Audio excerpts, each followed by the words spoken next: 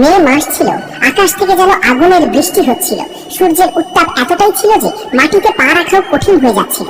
আর এই গরমে গ্রামের চৌরাস্তায় টুনটুন ডাবের জল বিক্রি করছিল। এসো ভাই এসো, গরমে হয়ে যাচ্ছ বিরক্ত, তাহলে এসো আর খাও বরফের মতো ঠান্ডা আর মধুর মতো মিষ্টি ডাবের জল। টুনটুনের আওয়াজ শুনলেই গ্রামের চৌরাস্তায় লোকেদের ভিড় লেগে যেত। টুনটুনের কাছে গ্রামের পাশে খুব সুন্দর নারকেলের বাগান ছিল।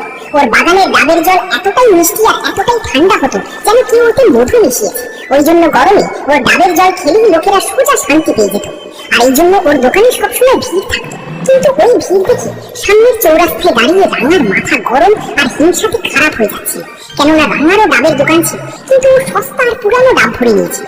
ওই জন্য লোক ওর দিয়ে দেখতো না। একদিন রাঙা টুনটুনের কাছে গেল আর জিজ্ঞেস করলো, আরে ভাই কি জাদু করে রেখেছিস তুই? লোক শুধু তোর কাছেই কেন আসে? টুনটুন বলল, আরে ভাই লোক জল না সততা পান করতে আসে।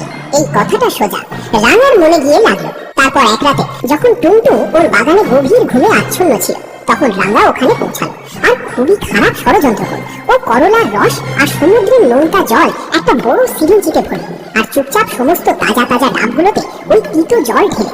পরের দিন গরম ওর সীমাতে ছিল। গ্রামের প্রধান মশাই সবার আগে ডাবের জল খেতে আসলো, কিন্তু যখন উনি জল খেলেন, আশেপাশে দাঁড়িয়ে বাকি লোকেরাও ওদের ডাব ছিল আর সবাই চিৎকার করে উঠল। টুনটুন নিজে খেয়ে দেখলো আর ও হয়রান হয়ে গেল। ও হাত জড়ো করে সবার কাছে ক্ষমা চাইল আর বলল যে ও জানে না এসব কি করে হলো।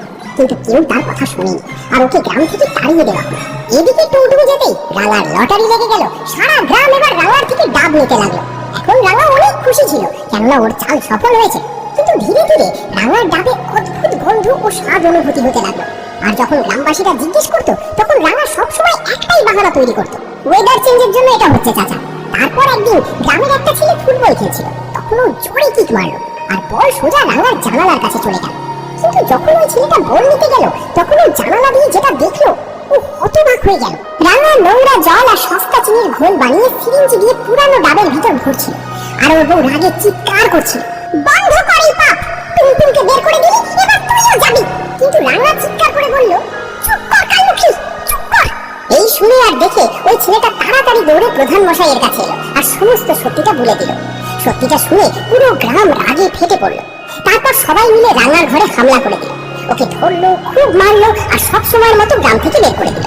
আর ফের সবাই টুনটুনকে আবারও ফিরিয়ে আনলো, ওর কাছে হাত জড়ো করে ক্ষমা চাইলো।